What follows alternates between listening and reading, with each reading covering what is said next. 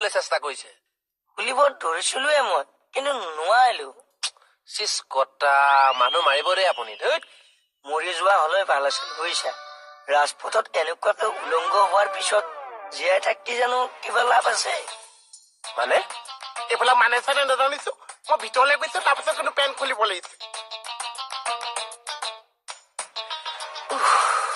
দুখ লাগে বুজিছা, ৰাজপথত আমাক উলংগ কৰা হল, কিন্তু তাৰ ফলত কাৰ কি লাভ হল? বা তই বৰ ডাঙৰ ইছ্যু এটাত মাথা মাৰি আছো। ডাঙৰ চক অসমীয়া যুৱকে দিল্লীৰ ৰাজপথত উলংগ হব লগা হল। মোৰ চেষ্টা কৰিছো চাহ, মোৰ চোন লাজ লাগিছে। তেওঁলোকে কেনেকে পাৰিছে চাহ? মানুহে কিমান দুখ আৰু কষ্ট পালে সমাজৰ আগত নিজকে ডাঙৰ কৰিব পাৰে।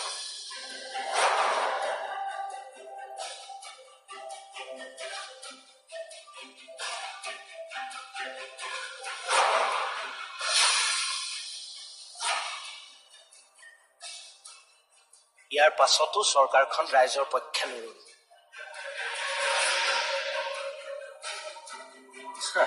পৰিৱৰ্তন।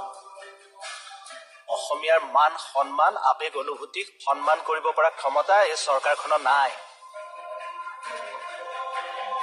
নিজৰ স্বাভিমানক হত্যা কৰিছে, জাতিৰ স্বাভিমানক হত্যা কৰিছে, শ্বহীদৰ কেঁচা তেজক উপলুঙা কৰিছে। জাতি মাটি ভেটিৰ চৰকাৰ। ভোট বেংক ছাৰ, ভোট বেংকৰ মহিলাসকল উলংগ হৈছিল ভাৰতীয় সেনাই ধৰ্ষণ কৰাৰ বাবে। আজি আমাৰ লৰাই, আমাৰ অসমীয়া লৰাই দিল্লীৰ ৰাজপথত উলংগ হব লগা হ'ল। নিজৰ চৰকাৰখনেই নিজৰ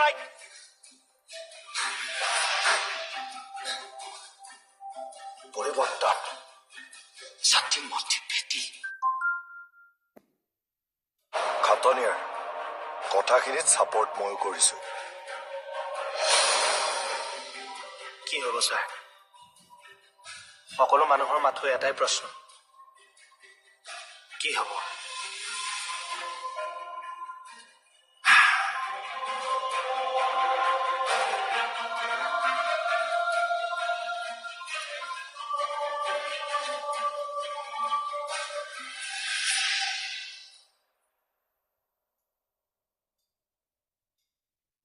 ঐ চাহ, আপোনাৰ কথা শুনি আজি মোৰ তেজ উতলি আহিছে চাহ। মোৰ কাপোৰ খুলি আজি প্ৰতিবাদ কৰিবলৈ মন গৈছে চাহ। কৰ, পাৰ্মিশ্যন দিছে। পুলিচে পাৰ্মিশ্যন দিব নোৱাৰো, কিন্তু অসমীয়া পুলিচ হিচাপে কৈছো কৰ। মই একো দেখাও নাই, একো শুনাও নাই।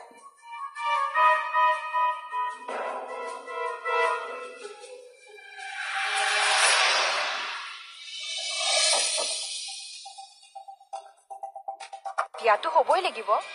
এনে হেৰি নিজৰ